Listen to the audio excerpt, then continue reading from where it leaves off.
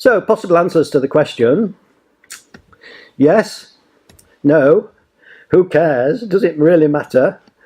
And as long as they stay away from us. If you're interested in more science fiction approaches, and what if they're here already? We don't yet know about them, but they've come from elsewhere. And what if they'd been and gone? So, if you'd like just a 2-minute address, I don't think I get away with this really.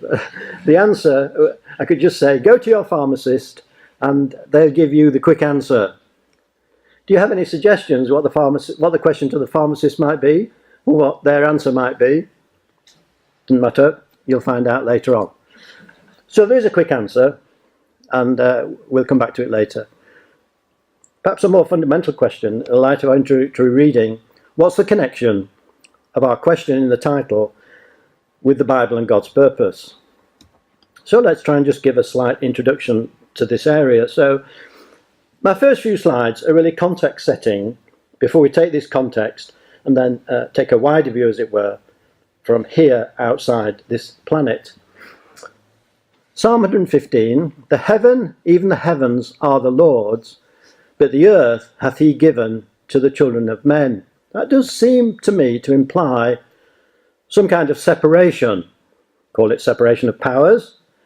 There's God's power, as Psalm 8 has already said in our reading. The heavens declare the glory of God, so it's a manifestation of God's power. So in this verse here in Psalm 115, separation between God's power and man's power, the implication being it's not for man to dictate to God. There's a relationship between the heavens and the earth. And like Job, how we view the universe can make a big difference. So, like the psalmist, we look up and observe the heavens. There's some pictures of what we might see, and I'm sure most of us are full of marvel and wonder at what we see. And we know that in the Old Testament, for example, in the book of Job, the Hebrews and their contemporaries, the Babylonians, made great strides in their observations of the heavens, so they recorded them, and they could make predictions of various kinds. And there's references to constellations in the book of Job, such as Arcturus, Orion, Pleiades, and the chambers of the south, and we've no reason to think they're vastly different from the way we understand them today. Nevertheless, we are reminded that God dwells in light unapproachable, whom no man hath seen nor can see. So, relationship between those two things, God the Creator, all-powerful, and ourselves on earth. Psalm 19 takes Psalm 8 a little bit further. The heavens declare the glory of God, and the firmament showeth his handiwork. There is no speech, nor language, where their voice is not heard. So there is communication going on here between the creation that God has made and ourselves as observers. So that's what we're going to explore for a moment or two now. So just a few pictures of what we might see in the heavens. And of course, if you've got a telescope and you look at varying magnifications, you tend to see more or less of the same thing. And you go closer, you can see brightly burning stars, such as the ones here, and also great galaxies, many of which are significant distances from the Earth, but we now have powerful telescopes that can see these, and that's just different views, different wavelengths of distant bodies, such as infrared, the visible light which you can see, and X-ray of the kind you could use in hospitals. And to spiral galaxy pair, astronomers use the Hubble telescope to take a portrait of a stunning pair of galaxies, such as seen here. And another one here, Kepler, the first rocky exoplanet to be found within the habitable zone, the region around the host star, where the temperature is right for liquid water. So obviously, if people are looking for areas where there might be similarities to life on Earth, they're looking for similar conditions that we enjoy on this planet. Something where it gets a little bit hotter. A giant planet which is about half the mass of Jupiter and orbits its star every 4 days. So coming back to my earlier point, this relationship between heaven and earth, between God and ourselves. What is the responsibility of ourselves? Genesis tells us, then God said, let us make mankind in our image, in our likeness. So there is a relationship there, you see, so that they may rule over the fish in the sea and the birds in the sky. So a commission has been given to men and women to take a supervisory role with regard to the creation that God has made. Fill the earth and subdue it. Rule over the fish in the sea and the birds in the sky and over every living creature that moves on the ground. Now, of course, we know it's not that simple. There are many aspects of the physical creation which could claim to be superior to us in terms of size, speed, momentum. But the one thing that distinguishes us from the rest of creation is our intellectual capacity to be able to reason about God's creation. So the elephants don't push us around, though that would be quite easy to do. Because of our mental superiority, we're able to exercise this kind of sovereignty described in these verses here. So, is there other life on Earth? Was there other life on Earth? And does this give us any clues as to what might be elsewhere in the solar system and the universe? This is just one of those topics that's a little bit incidental to my main theme this afternoon, but I've included it because I think it's of interest. And one thing that comes to mind is the dinosaurs. Here's a couple of examples with the skeletons more or less complete. And here's some dinosaur backbones being found in the Himalayas. And you may wonder, well, how have they got into the Himalayas? And the answer is, by and large, through continents coming together, Earth slowly moves, these great tectonic plates moving together and forcing the mountains up between them. So anything that's buried in the continents tends to, over time, surface on the mountainside. And just to give you a picture of the main Earth's tectonic plates, the boundaries between these tectonic plates are shown here in black. And there's various kinds of movement. There's the movement that produces new kinds of hills and mountains, where there's a kind of pressure point between them.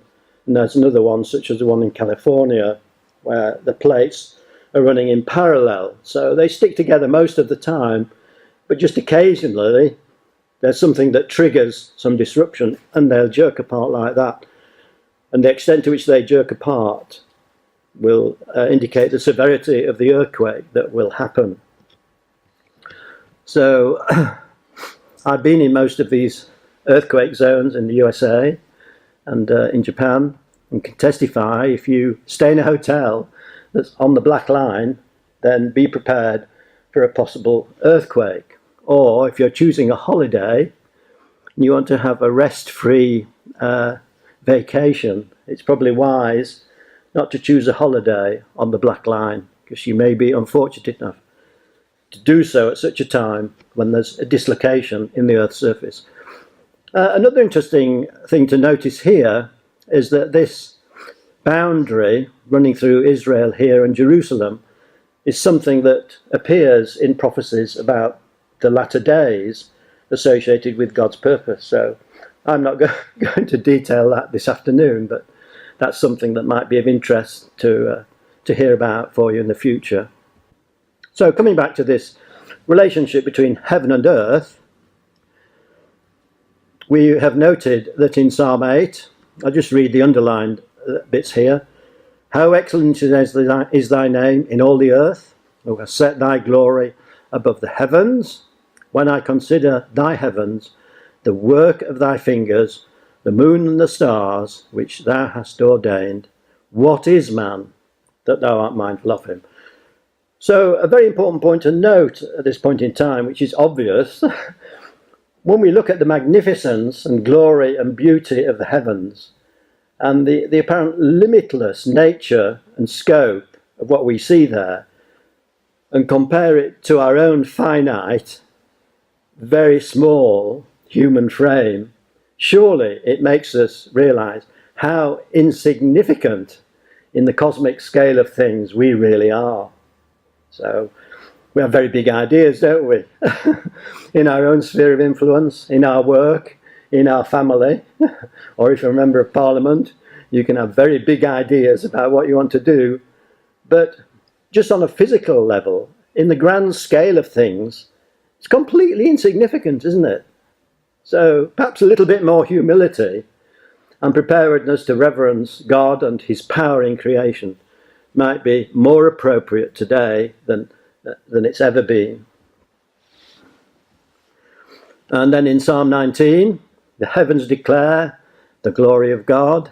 There seem to be two parts to Psalm 19. The first part, which is very similar to Psalm 8, but then the second part, beginning at verse 7, is a kind of spiritual analogue to what we've seen in the physical creation in the first part of Psalm 19. And this spiritual parallel is as follows: the law of the Lord is perfect, converting the soul. The testimony of the Lord is sure, making wise the simple. So that's a useful counterbalance to this feeling of insignificance, which could leave us feeling with an insurmountable consciousness of despair. Well, if I'm so small and insignificant, what hope is there for me? There is every hope, because God has granted us his revelation in his word in order that it might teach us and tutor us in his ways and in his thoughts. And that's the purpose of this second part of Psalm 19. Therefore, there are two parts to God's creation: the natural, the physical, and the spiritual. And the first is related to the second. So I've just tried to summarize it in this slide here. Lessons for us. The wonder of the heavens communicates the glory of God, and it does not matter which language you happen to speak, because whatever that language is, it communicates to you and to me the points that we've already made. So nature speaks in a language all can understand and appreciate. And similarly, this parallel point, the laws of God are worthy of our reverence and respect, and the created order of things has a parallel in the spiritual order. And in general, expositors have called this God's two great books, the book of nature and the book of scripture. And when I say book of scripture, I don't just mean the Psalms and Job, although that's what I refer to so far because it's particularly pertinent. But the New Testament also has this, it brings together this connection between the physical world of which you and I are an integral part and the spiritual world, which is God's purpose with ourselves and the earth on which we live. For example, Paul writes in 2 Corinthians 4, God, who caused the light to shine out of darkness, that's Genesis 1, hath shined in our hearts to give the light of the knowledge of the glory of God in the face of Jesus Christ. So the natural creation, the creation of light, is linked directly to God's spiritual light in his revelation in the Lord Jesus Christ. A very clear example there of this correspondence in the New Testament between God's two great books, the book of nature and the book of scripture. And we have a responsibility to consider both and act and behave appropriately. So firstly, the need to care for God's natural creation and not exploiting it for our own purposes or selfish ends. And we know there are substantial national and international concerns on that front just at the moment. And also caring for God's spiritual creation and not exploiting it for our own purposes or selfish ends. So those are two very severe sort of requests that God has placed upon us by this parallelism between these two things.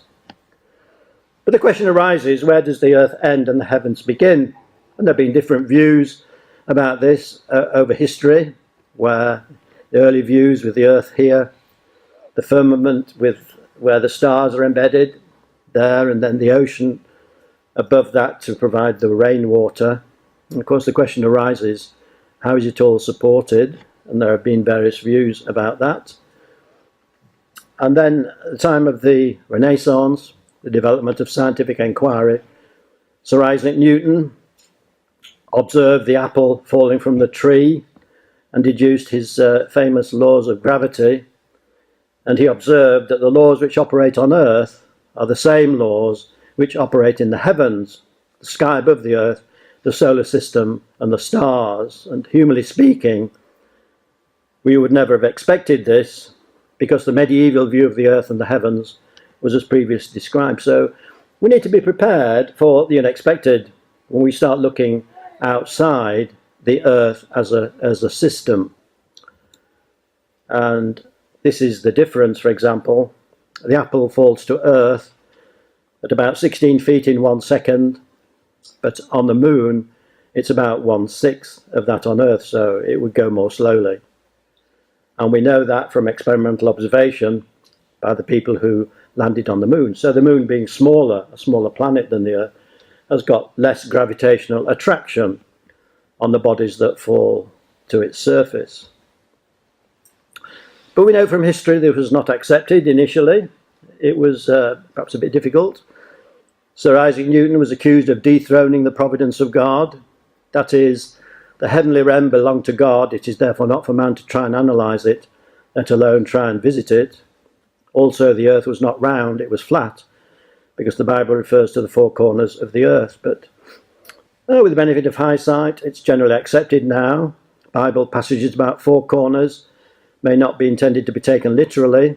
It could be a way of expressing the complete earth. And there was a view at the time that man would never land on the moon because it would be interfering in God's domain. But it does tend to obscure one important point, which is often forgotten. It's how inhospitable the moon is. It's a dead planet. And this shows you a picture of planet Earth when viewed from the surface of the moon. That's here. Of course, astronauts who landed on the moon took a variety of these kind of pictures. But the important thing about this is not so much the geology or the rocks they're able to bring back with them. The really interesting thing that came out of this was a new and different kind of perspective with which to view the Earth. It enabled many people to see the Earth in a new way. Here's one example. If I'd been born in space, I would desire to visit the beautiful Earth more than to visit space. It's a wonderful planet. We looked back and saw Earth, such a beautiful place, in contrast to the blackness of space and the deadness of the moon. This is our home, and we can't wait to return. I don't know if you've been on holiday to one of your favourite, most distant destinations from your hometown, and you get there and it's very exciting for the first 2 days, but after you've been there a few weeks, the novelty of it begins to pale, and in your imagination you look back to your hometown and your house and your garden and the things with which you were familiar before you left, and they have a renewed interest to you because you think, oh yes, I really want to go back there. Despite all the wonders of this place which I've been attracted to, I can't wait to get back home. So how much more, as it were, on a cosmic scale was this true of the astronauts on planet Earth? And this is planet Earth as seen by a telescope from 4 billion miles away. There are things going off into interstellar space now that can take these pictures and transmit them back to us, and this is called the pale blue dot. And one astronomer described it like this about the pale blue dot. That's here, that's home, that's us. On it, everyone you love, everyone you know, everyone you ever heard of, every human being who ever was, lived out their lives on a mote of dust, suspended in a sunbeam. There is perhaps no better demonstration of the folly of human conceits than this distant image of our tiny world. To me, it underscores our responsibility to deal more kindly with one another and to preserve and cherish that pale blue dot, the only home we've ever known. Our understanding of our responsibility, not just in a physical sense, which is what this is referring to, but perhaps more importantly in a spiritual sense, is emphasized, I think, by taking this view of ourselves from a long way away. So there are many stars, 2,000 to 4,000 visible to the naked eye, but billions exist. We're reminded in Genesis, God made two great lights, the greater light to rule the day and the lesser light to rule the night. He made the stars also. And many expositors have commented on that last bit, said, well, isn't that a little bit of an understatement, given the wonder and the majesty and the number of the stars that are in the heavens? So almost like an afterthought, he made the stars also. So that was just to give some context. What are the possibilities for life on other planets? Here's some things for us to consider. Firstly, what human life requires. Secondly, the challenges of space travel, either for us to get there or for anyone outside our system to travel to us, if that's what they wish to do. How would we make contact? What mechanism would we use? And then some conclusions.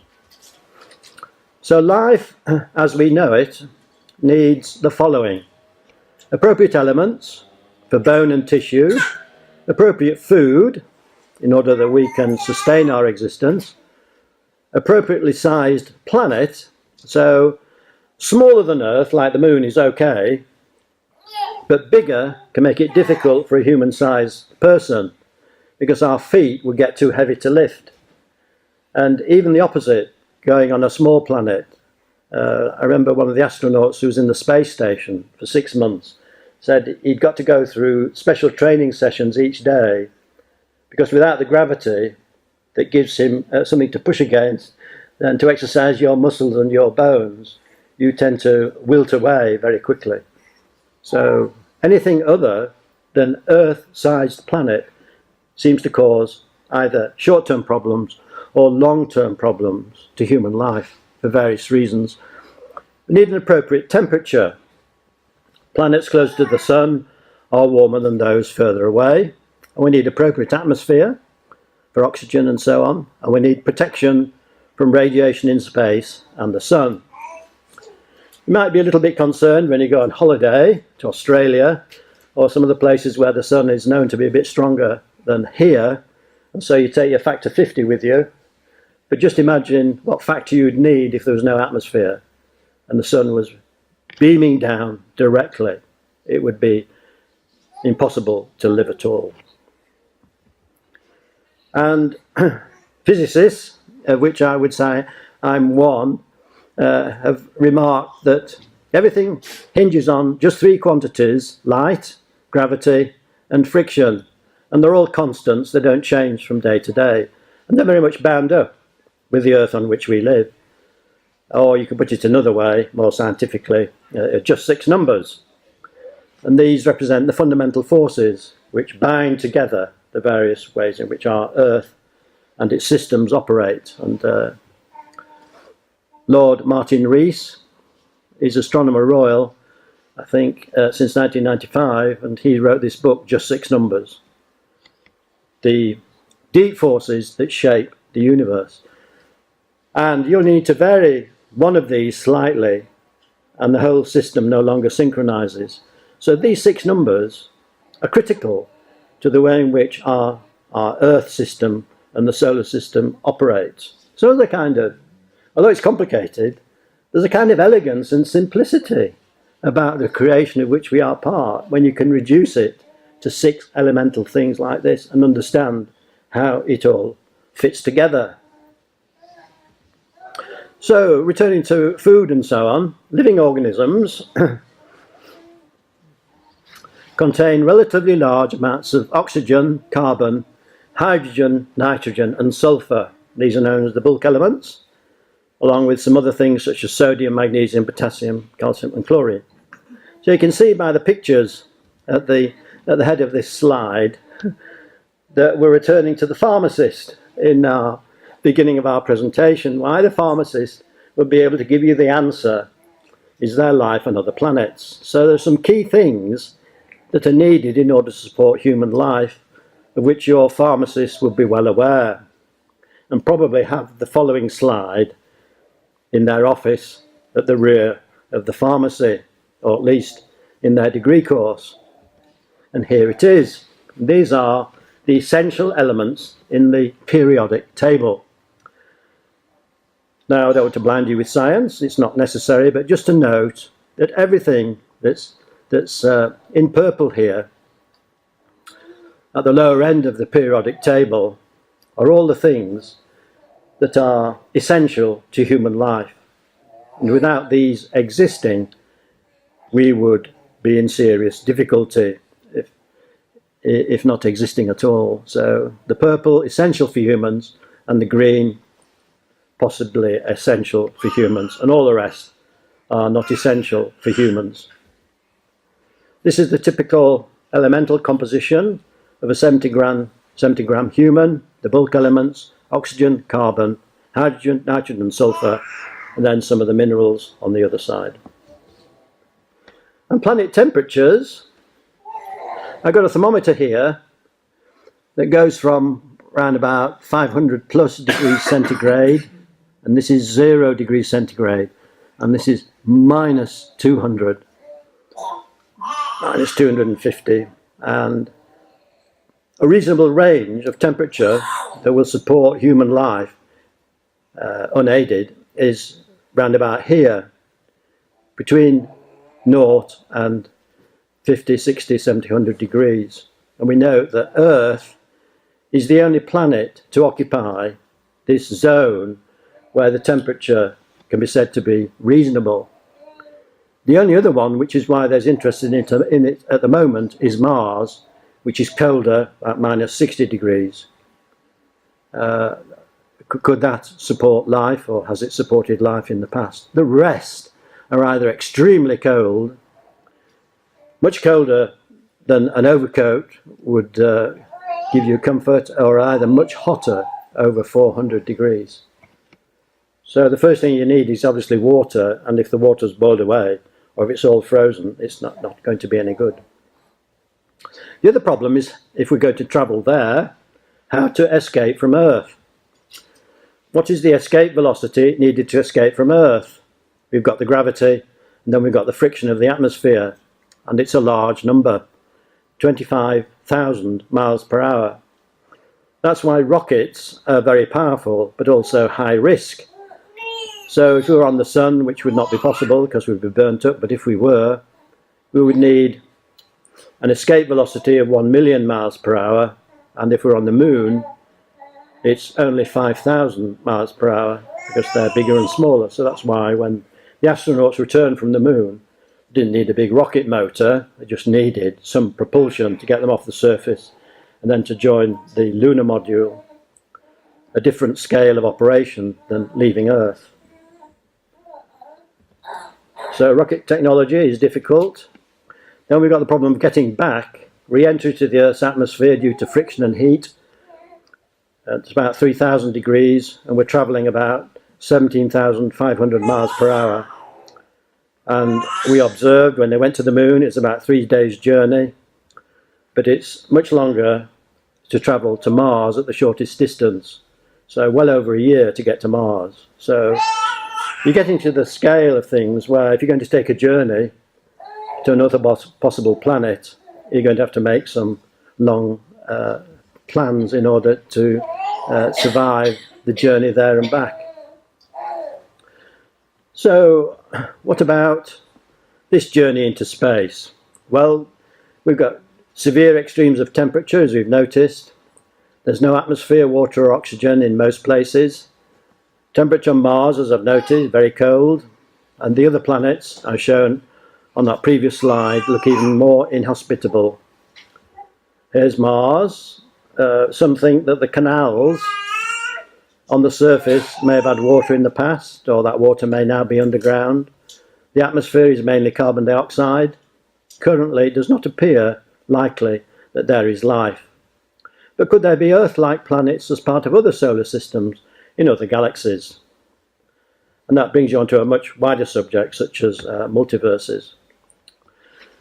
So if anyone else is out there, how would we contact them, and how would they contact us?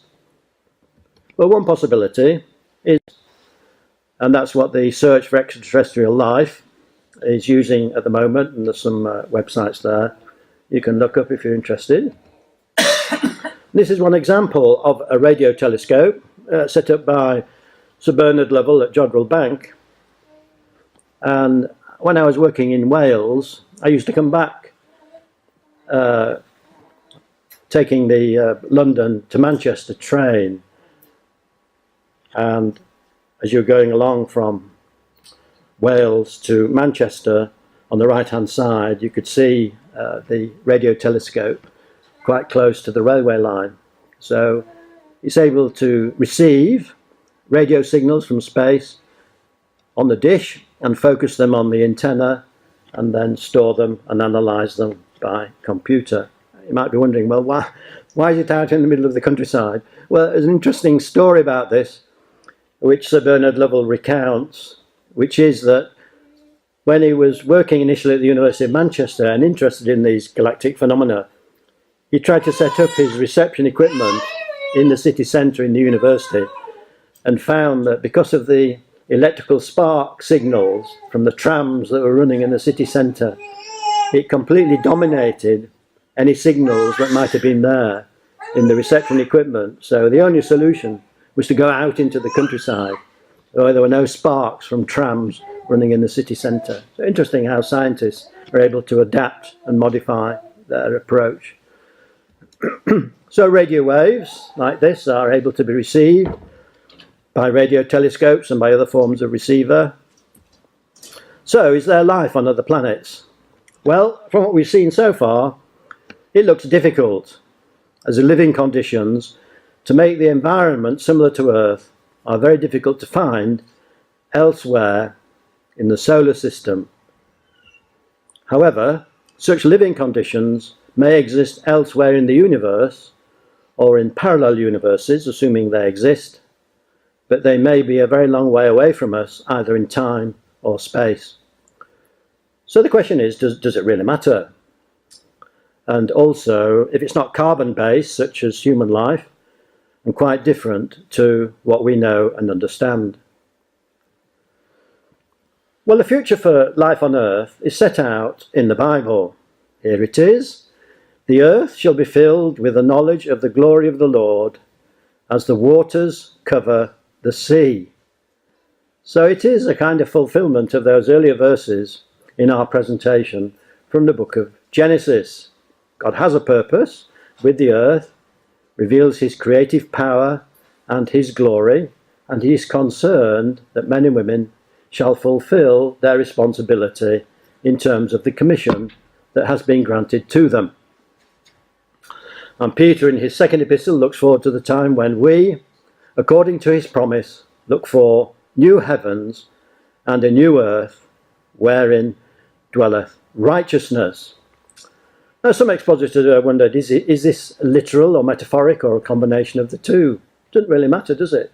This is a new order of things where God's glory will be fully revealed as the consummation of his purpose in creation.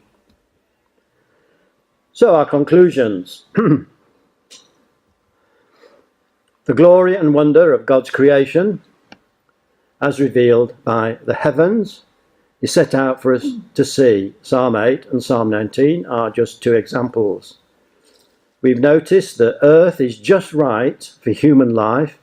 It is truly a wonderful world, and it's difficult to find this replicated, as far as we can see, elsewhere in the observable universe. Earth is well protected by the atmosphere from most flying objects, solar heat, and radiation in space, all of which are extremely harmful to us if we were exposed to them. All the other planets in the solar system are inhospitable. And we've also noticed how precious the earth is when viewed from space. But it does leave us with a question: are we doing enough to fulfill the commission of Genesis? In other words, to exercise our sovereignty over that creation and to ensure that that commission is upheld and that it is respected, that it fulfills God's purpose, and that it is not exploited by the selfish will of men and women. That perhaps is something you've not thought about until this presentation, perhaps thought about God's purpose of salvation rather than the purpose of commission to make sure that our relationship to the natural world is what God intended it to be. We've noticed also there's a very complex interrelationship of laws and objects from the cosmological level down to the microscopic and atomic levels. An example of that was the just 6 numbers. And we've noticed how all these laws work together in harmony. And because they're so integrated and harmonious, we take it for granted. It's only when someone shows us a picture of the Earth when viewed from space, like here, we realise this is the only planet with colour that we can see how beautiful it is. How does it work? Why did God create it in this way? How harmonious it is when men and women do not exploit the natural world for their own ends. We've also seen how small and insignificant we are compared to the vastness of space, and therefore the need to show humility and reverence in the face of the majesty and the glory and the sovereignty of God. Nevertheless, we're not left without hope, because we are insignificant, because the psalmist records, he knows our frame, he remembers that we are dust, and in this we can have hope and confidence. And finally, the visible creation, which you've had a lightning tour this afternoon, is clear evidence of the invisible God. So this is what the universe tells us about God. The invisible things of him, from the creation of the world, are clearly seen, being understood by the things that are made, even his eternal power and Godhead, so that they are without excuse.